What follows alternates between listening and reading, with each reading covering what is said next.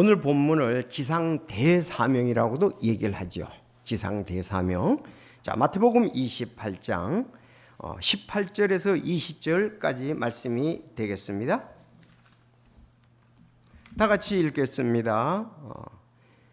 시작. 예수님께서 그들에게 오셔서 말씀하여 이르시되 하늘과 땅에 있는 모든 권능이 내게 주어졌으니 그러므로 너희는 가서 모든 가르치고 아버지와 아들과 성령님의 이름으로 그들에게 침례를 주며 무엇인지 내가 너희에게 명령한 모든 것을 그들에게 가르쳐 지키게 하라. 보라, 내가 세상의 끝까지 항상 너희와 함께 있느니라 하시니라. 아멘. 자, 기도드리겠습니다. 하나님 아버지 감사합니다. 이 땅에 주님께서 교회를 세우시고 또 교회를 통해서 아버지 뜻을 이 시대에 드러내게 하시며 또 구원받은 영혼들이 천국의 소망 가운데 살게 해 주심을 인해서 감사를 드립니다. 특별히 오늘 참 예수 그리스도를 개인의 구주로 영접한 우리 귀한 분들이 침례 순종하게 됩니다. 우리 침례받기 전에 그 침례에 대한 의미를 온 성도들과 함께 다시 볼 때 성령님께서 역사해 주시고 이 말씀만에 굳게 가는 저희 교회 모든 성도들 다 되게 하여 주시옵소서. 아버지께서 이 말씀을 통해서 큰 영광을 받아 주시고 계속 말씀대로 참 교회가 이 구원과 영혼 구령과 침례를 행하는 귀한 교회로 삼아 주시옵소서. 얼마나 중요한 것을 서로 공감하고 이 일에 참 끝까지 지속되고 주님 오실 때까지 이 일을 잘 감당하는 저희 교회가 되게 하여 주옵소서. 예수님의 이름으로 기도드리옵나이다. 아멘. 자, 성도 여러분, 오늘 본문이 상당히 중요합니다. 마태복음 28장 19절 20절. 마태복음의 제일 마지막 장이고 절인 것을 보게 됩니다. 자, 이 말씀에 오늘 본문 말씀 예수님의 명령에 따라 지구상에 있는 모든 교회는 침례 혹은 세례를 베풉니다. 하나님은 명령한 모든 것을 가르쳐 지키라고 하셨습니다. 명령한 모든 것을 가르쳐 지키라. 그런데 많은 교회들이 상징이라고 하면서 지키지 않고 있습니다. 그건 명령을 위반한 거죠. 하나님의 명령을. 자, 여기 이제 오늘 간단히 침례받는 분들 또 온 성도들이 공감하면서 함께 보겠습니다. 여기 말씀에 보면은 가서라는 말이 있습니다. 가서 민족들을 사람들을 가르치고 그랬어요. 특히 복음을 전해야 되겠죠. 가서 복음을 전하고 그리고 아버지와 아들과 성령의 이름으로 침례를 주고 그 다음에 명령한 모든 것을 가르쳐 지키게 하라. 내가 세상 끝까지 항상 너희와 함께 있는다. 이렇게 말씀을 하고 있습니다. 여러분, 오늘 본문 말씀은 예수님께서 십자가에 못 박혀 죽으시고 장사되었다가 3일 만에 부활하셔서 이 땅에 40일간 계셨거든요. 승천하기 전에 제자들을 불러서 하신 말씀입니다. 마지막 유언이고 명령인 것입니다. 그래서 이 말씀에 따라 다시 한번 강조하지만 온 세계에 이단이든 뭐 아니든 모든 교회들이 안 하는 교회는 없습니다. 뭘 합니까? 침례나 세례 또 뭐 표현 방법에 따라서 영세라는 것을 하고 있습니다. 분명히 예수님이 명령하셨거든요. 이 명령을 가르쳐 지키게 하라. 이 명령대로 해야 되는데 교회들이 그러지 아니하고 상징이라고 하면서 바꿔버렸어요. 명령을. 그 가운데 하나가 여기 오늘 침례다 이 말입니다. 그래서 몇 가지로 오늘 그 내용들을 성경을 찾아서 하나하나 보겠습니다. 이 교회 안에 이제 우리 젊은이들도 있고 또 하기 때문에 조금 이제 어렵지만 이 부분을 제가 자세히 좀 쉽게 설명을 하고자 합니다. 먼저 이 침례라는 것을 바르게 알려면은 침례라는 어원을 알아야 됩니다. 방송실에서는 계속 같이 저랑 갑니다. 제가 설교 원고 준 대로요.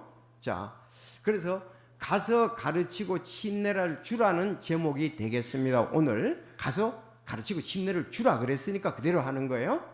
그래서 첫 번째 이제 어원에 대해서 살펴보고요.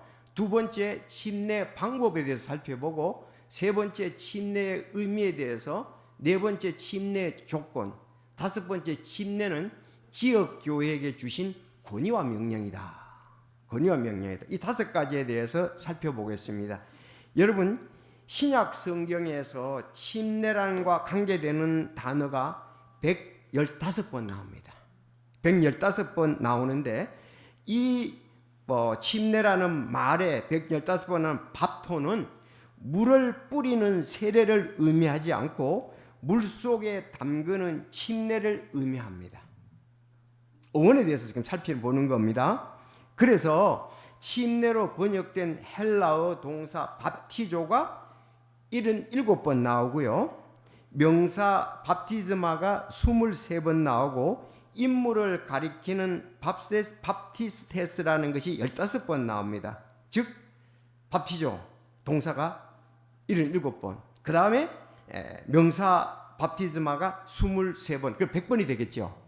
그리고 15번이 인물에 대해서 밥티스테스 이렇게 나옵니다. 이 모든 단어들은 그리스어 원형 밥토에서 나왔습니다. 우리 학교에서 원형어, 파생어 이런 거 많이 배우잖아요. 예? 원형에서 이제 파생은 나오는데, 그래서 이 원형은 밥토다. 이 말은 염색한다는 뜻으로 쓰인 동사이며 여기서 유래가 되었습니다. 여러분, 옷을 대체로 염색할 때 물에 완전히 담궈 놓잖아요. 염색이 다 될 때까지. 들어가지고 나와서 이제 그 홀치기라는 그런 것을 빼면은 고기는 물이 안 들기도 합니다. 그래서 몇 차례 집에느냐에 따라서 색깔이 이제 다양하게 나올 수도 있겠죠. 다시 말씀드리면 염색을 할 때 물에 완전히 담근다 이 말입니다. 그 담그는 것처럼 그 어원이 밥토라는 어원이 담근다는 데서 나왔습니다. 자, 그런가 하면 성경에 보면요, 물을 뿌린다는 뿌리는 말도 있고 이렇게 바르는 말도 있고 씻는다는 말도 있어요. 그러면 일반 교회에서는 이제 침례를 세례를 할 때 뿌리거든요. 뿌린다는 단어가 따로 있습니다. 그리고 또 바르기도 하거든요. 바르다는 말도 따로 있습니다. 그리고 이제 씻는다는 말도 따로 있습니다. 그래서 여러분들이 이제 물에 담그는 것, 또 물을 뿌리는 것, 또 바르는 것, 씻는 것, 단어들이 헬라에서는 다 다르다 이 말입니다. 자, 이제 보다 중요한 것은 우리 마태복음 3장 1절, 6절, 7절을 보면, 자 보십시오. 마태복음 3장 1절, 그 무렵에 침례자 요한이 와서 유대 광야에서 선포하여 그랬습니다. 3장 1절. 자, 침례자 요한이라고 그랬습니다. 침례자 요한. 그러니까 사람의 이름에 불린 거죠. 그래서 이걸 갖다가 사람 명사에서 밥티스테스라는 말이 나오고, 영어에서 밥티스트다. 우린 침례교도다. 밥티스트다. 이 말이 나온 거예요. 그리고 3장 6절에 보면 자기 죄들을 자비고 요르단 속에서 그에게 침례를 받더라 그랬거든. 침례를 받으니까 이건 동사겠죠. 그래서 이것을 밥티조다 이렇게 얘기를 하는 거예요. 또 3장 7절에 보면 내 설교대로 싹싹 계속 내려와야 돼. 안 돼요? 그걸 입력을 다 했어야 되는데. 그래야 이제 성경 구절을 성도들이 같이 이렇게 보게 되는데, 제 건 다 돼 있잖아요. 돼 있기는. 한번 쭉 설교 그 대목대로 나와야 본문이 나옵니다. 자, 그러면 할 때까지요.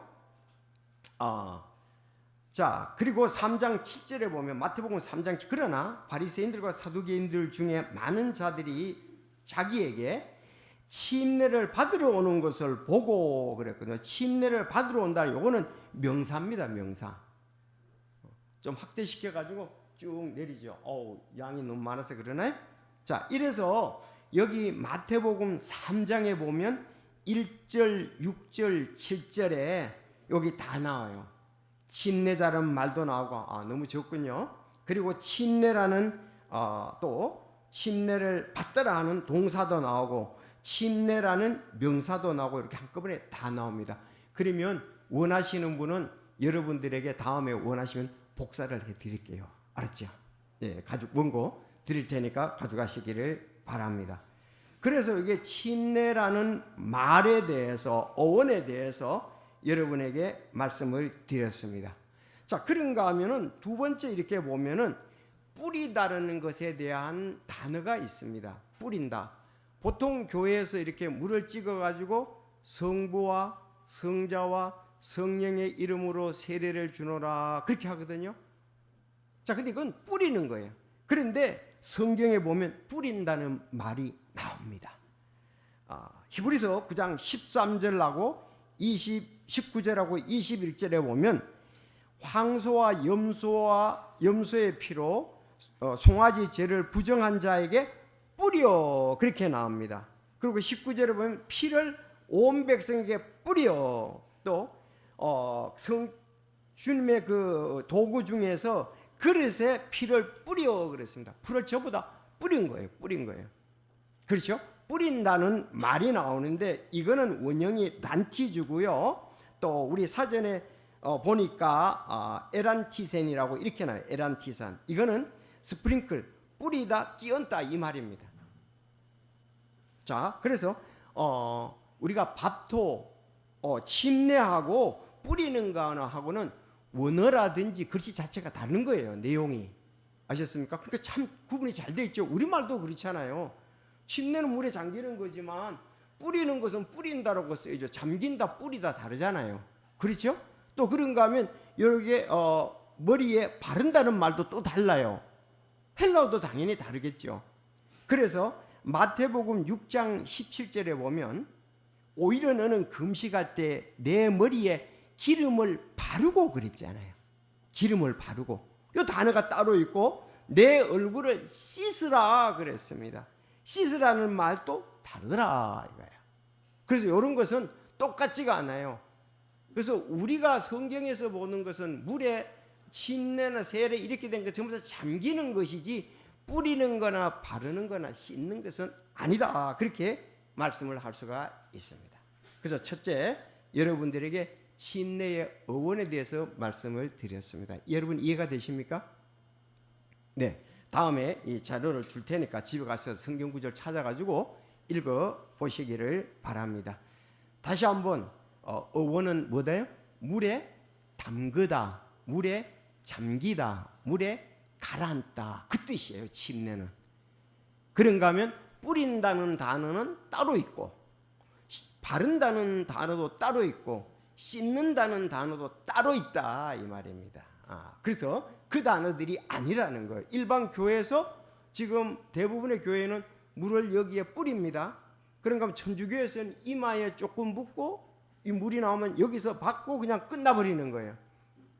자, 그러면 이제 방법에 대해서 이제 두 번째 여러분 말씀을 드릴 테니까 여러분 침례를 주려면 물에 잠기려면 물이 많이 필요하지요. 세례를 받으려면 어떻습니까? 많은 물이 필요가 없어요. 그냥 여기에 한 컵 정도만 가져오면 수십 명을 할 수가 있어요. 세례는.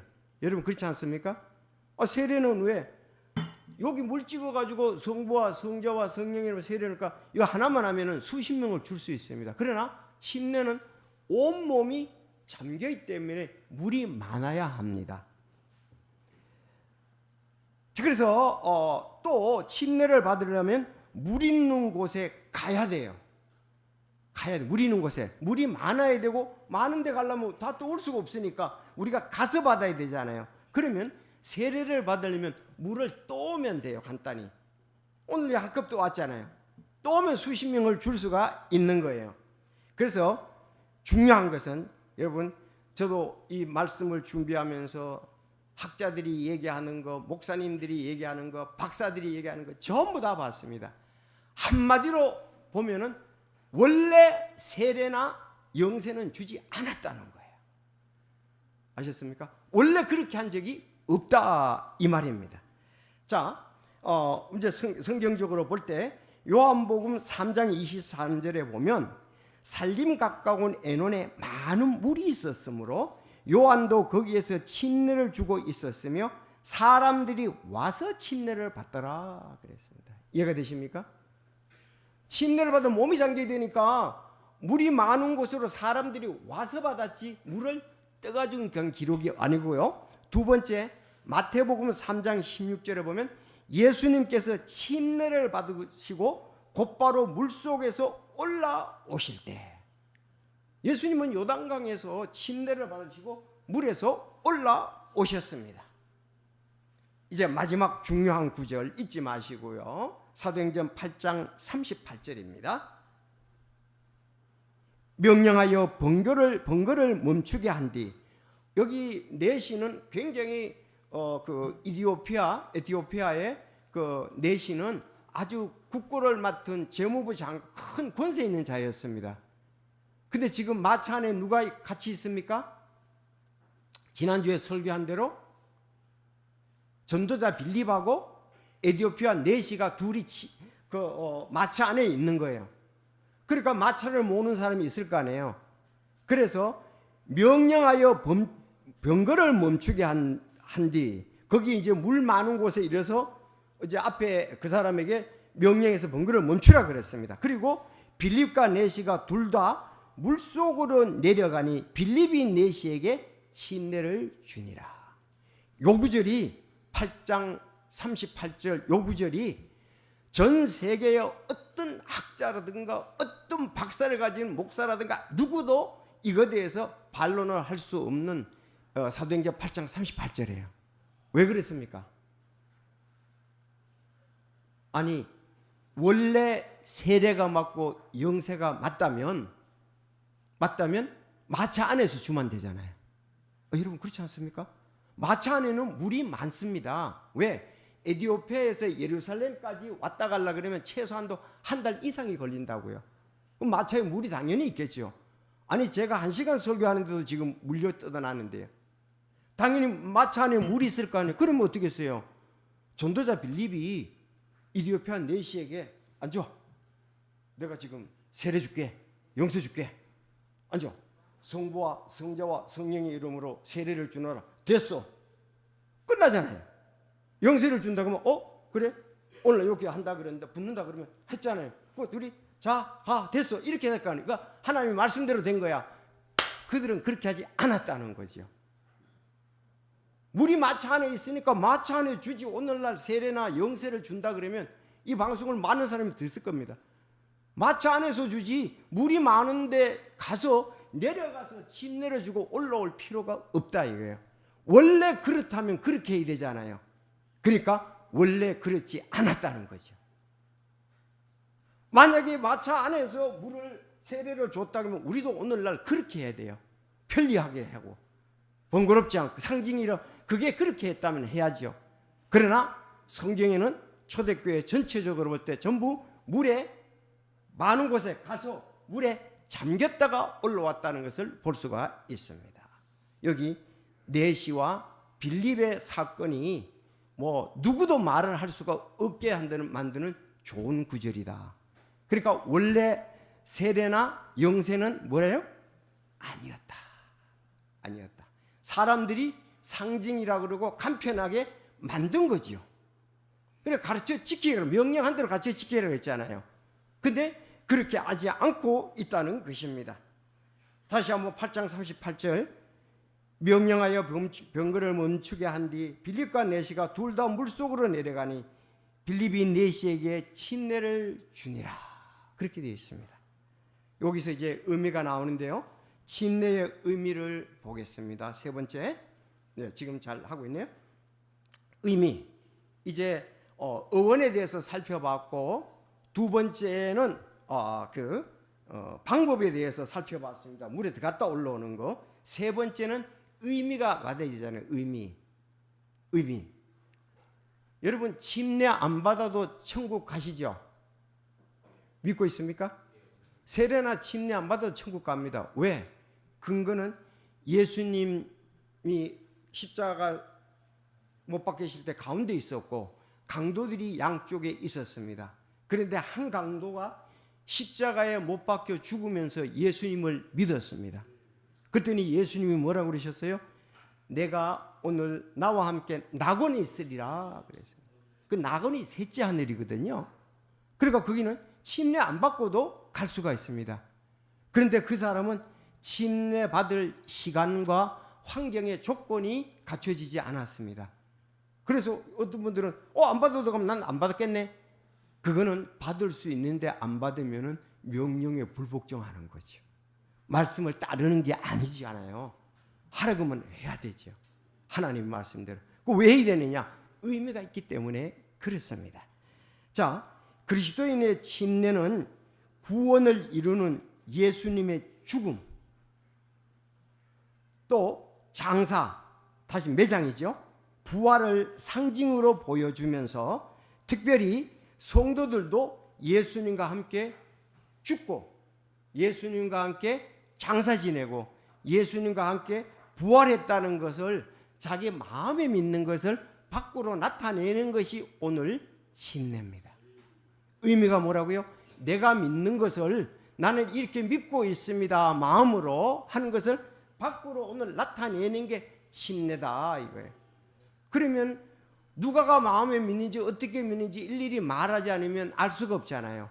그런데 여러분들이 침례를 받으면 저 사람도 예수 믿었네? 하나님의 자녀네? 이것이 다른 사람에게도 다 알려지고 알게 된다 이 말입니다.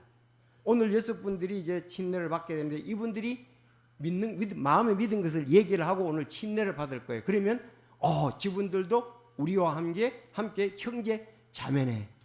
그래서 이렇게 우리가 인정을 할 수가 있고 또 천국의 소망 가운데 우리는 살 수 있게 되는 것입니다. 자, 성경 두 구절만 말씀을 드리면 골로새서 2장 12절입니다. 자, 이게 잘 보십시오. 너희가 침례 안에서 그분과 함께 묻혔고 그랬습니다. 죽은 자들로부터 그분을 일으키신 하나님의 활동에 대한 믿음을 통해 침례 안에서 또한 그분과 함께 일어났느니라 그랬습니다. 자, 그래서 예수님과 함께 내가 죽고 예수님과 함께 묻히고 예수님과 함께 일어났는 것을 말씀하는 것이 의미하는 것이 침례다 이 말입니다. 그러나 세례나 영세는 그런 뜻을 나타내지 않잖아요. 그걸 가지고 어떻게 예수님 물 여기 부은 걸 갖다가 예수님과 함께 죽었고 예수님과 함께 매장 장사됐고 예수님과 함께 부활됐다는 걸 물을 뿌리면서 그랬다는 것은 우리 초등학생들도 그게 이해가 안 되는 거예요. 상식적으로. 여러분 그렇지 않습니까? 왜? 자, 이게 바로 예수님이 함께 죽었다는 거야? 예수님과 함께 묻혔다는 거야? 예수님과 함께 부활했다는 거야? 저는 그게 이해가 안 되는데요. 아마 안 믿는 사람 모든 사람들 그게 이해가 안 된다고 할 거예요. 머리에 뿌리는 것이 그렇게 하고도 그것도 이해가 안 되더라고요. 그러나 침례는 어떻습니까? 예수님과 함께 내가 죽었다. 함께 묻혔다. 장사 지냈다. 그래서 침례는 물속에 완전히 들어갔다 올라오는 거예요. 장사의 표신입니다. 그 예수님 부활한 것처럼 일으켜진 것처럼 일으킨다는 그 의미가 있습니다. 그러니까 의미라는 것은 상징적이라는 것은 그렇게 했을 때 바르게 드러나는 것이 잘못해 놔놓고는 이거다 그러면 안 되죠. 그건 진짜 억지잖아요. 억지. 말도 안 되는 거잖아요. 자기들끼리는 그 암시해서 그렇게 한지 모지만 성경이 그렇게 한 그대로 해야 바른 의미가 드러나게 되는 것입니다. 로마서 6장 4, 5절에도 그러므로 우리가 죽음 안으로 침례를 받아 그랬죠. 죽음 함께 죽었잖아요. 안으로 침례를 받아 그분과 함께 묻혔나니 죽고 묻히고 제가 제 여기 원고에서는 파랗게 이렇게 써놨습니다. 묻혔나니 이것은 그리스도께서 아버지의 영광에 의해 죽은 자들을 부르고 일으켜진 것 같이 그렇게 우리도 새 생명의 새로움 속에서 걷게 하려 함이라. 만일 우리가 그분의 죽음과 같은 모양으로 함께 심겼으면 또한 그분의 부활과 같은 모양으로 되리라. 그래서 예수님과 함께라는 거예요. 함께 죽고 내가 내 대신 죽었으니까 함께 죽었잖아요. 예수님 그렇죠? 내 죄가 예수님께 전가됐잖아요. 함께 죽었습니다. 그 예수님 묻힌 것처럼 나도 묻혔습니다. 물속에. 그 다시 예수님이 일으켜지고 부활하신 것처럼 나도 일으켜집니다. 이런 의미가 이 속에 있는 겁니다. 아주 귀한 뜻이죠. 여러분, 이게 바르지 않습니까? 사실 어쩌면 가만히 들었기만 해도 상식적이라고요. 그래서 침례는 바로 예수님과 함께 죽고 함께 묻히고 함께 부활했다는 것을 나타내는 의미다, 이 뜻입니다. 제가 좀 안타까운 것은 어떤 사람이 그 침례를 받고서도 다른 데 가서 이제 그 목회를 하면서 거기다 원어에 대해서 모든 걸 써놓은 거 볼 때 과연 사도행전 8장 38절을 어떻게 해석할런지 그건 해석할 방법이 없는 거예요. 여러분, 그렇지 않습니까? 침례를 받았지 세례를 받은 게 아니잖아요. 뭐 언어적, 원래 언어라는 게 1차, 2차, 3차 뜻이 있잖아요. 그런데 1차 뜻을 써놓은 걸 갖다가 3차로 해석하면 안 되죠. 그런 방법으로 해서 자꾸 이렇게 성경을 갖다가 가감시키는 거예요. 아주 그건 잘못된 방법이죠. 이런 뜻도 있다, 이런 뜻도 있다. 그런 게 있을 게 있고 없을 게 있거든요. 그래서 이제 침례 조건입니다. 이제 누가 받느냐 이 뜻입니다. 누가 받느냐? 자, 누구든지 죄를 회개하고 예수님을 영접하면 곧바로 침례를 주라고 명령하셨습니다. 죄 회개하고 예수님을 영접하면 돼요. 자, 에티오피아 내시는 믿음 고백과 함께 즉시 침례를 받았습니다. 사도행전 16장의 자주색 옷감 장사 루디아는 믿는 즉시 침례를 받았습니다. 16장 13절에서 15절 같은 장에 나오는 빌립보 감옥의 간수 역시 믿는 즉시 침례를 받았습니다. 그런가 하면 사도행전 2장 31절에 보면은 예루살렘 교회에 많은 사람들이 3,000명이나 구원받았지요. 구원받고 난 다음에 그들이 바로 침례를 받은 것을 볼 수가 있습니다. 여기에서 이제 첫째, 누가복음 5장 32절에 보면 나는 의로운 자를 부르러 오지 아니하고 죄인을 불러 회개하게 하려 왔노라고 하셨습니다. 여러분이 의로운 자라면 예수님이 오실 필요가 없습니다. 여러분이 의로운 자라면 죄가 없다면 예수님을 믿을 필요가 없습니다. 나는 의로운 자를 부르러 오지 않기 때문에 죄인들을 불러 회개하게 하려고 왔다고 말씀하고 있습니다. 그래서 우리는 자기가 죄인인 걸 알고 예수님 앞에 죄를 회개하고 자기 죄를 위해서 돌아가신 예수님을 영접해야 돼요. 마음에 믿어야 돼요. 그래서 사도행전 8장 37절에서 빌립이 이르되 만일 그대가 마음을 다하여 믿으면 받을 수 있겠다 침례 그랬더니 너 마음을 다하여 믿어야 된다 이거예요. 여러분, 안 믿으면은 안 믿는데 받았다, 그럼 물에 들어갔다 나온 것밖에 없어요. 성경에는 바르게 믿는 자들 마음을 다하여 믿으면 받을 수 있나 이에 내시가 응답하여 이르되 예수 그리스도께서 하나님의 아들이심을 내가 믿노라. 이 말은 다시 예수님이 메시아다 이 말이에요. 우리 죄를 위해서 이 땅에 오신 메시아, 우리 죄를 죽고 묻히셨다 3일 만에 부활한 그 메시아라는 것을 알았습니다. 지난주에 말씀드렸지만 상담을 했잖아요. 상담을 할 때에 이 글에서 시작하여 예수를 가르쳤다 이렇게 얘기를 했습니다. 예수님이 구약에 예언된 메시아 즉 그리스도였다. 그리고 그걸 알고 예수님이 죽으시고 부활하셨다 이미 하셨으니까 그거를 그가 마음에 온전히 믿고 침례를 받았습니다. 그러니까 이게 문답을 하거나 예배당에 나왔다고 되는 게 아닙니다.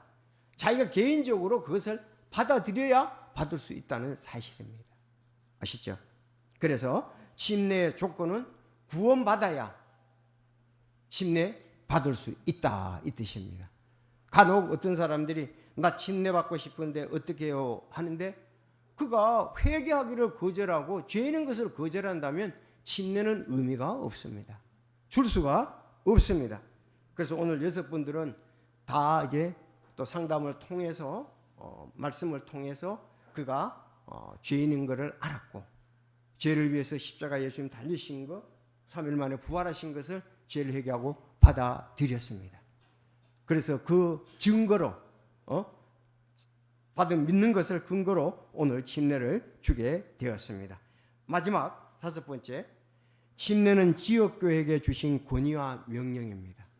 마태복음 28장 19절 20절, 그때 제자들에게 말씀하셨지만 제자들을 통해서, 예수님과 제자들을 통해서 교회가 세워지지 않습니까?